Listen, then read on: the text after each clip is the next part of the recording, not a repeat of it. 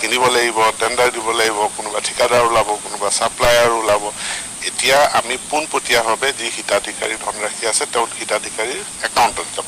হিতাধিকাৰীয়ে সিদ্ধান্ত ল'ব যে তেওঁ কেনেকৈ সেই পইচাকেইটাৰ সদব্যৱহাৰ কৰিব। 2 বজাত অসমৰ বিভিন্ন জিলাসমূহত আৰম্ভ হ'ব কাৰ্যসূচী আৰু 3 বজাত আনুষ্ঠানিকভাৱে মানৱ সম্পদ মাননীয় মুখ্যমন্ত্ৰী ডাঙৰীয়াই আনন্দৰাম বৰুৱা বঁটা 2022 চন বঁটা প্ৰদান কৰিব আৰু সৰ্বমুঠ 22,601 গৰাকী কৃতি ছাত্ৰ ছাত্ৰী যিসকলে 75% ওপৰত তেওঁলোকে নম্বৰ পাইছে তেওঁলোকলৈ এই ধনৰাশি পোনপটীয়াভাৱে তেওঁলোকৰ বেংক একাউণ্টত ডিবিটি যোগে ট্ৰান্সফাৰ হ'ব আজি 3 বজাত। সন্ধিয়াক লৈ বিৰোধীয়ে কৈছে যে লেপটপটো কিয় উঠাই দিলে বুলি প্ৰশ্ন আছে। কালিও কৈছে যে ধন কিয় দিব লাগে, লেপটপটো কিয় দিব নোৱাৰিলে চৰকাৰে।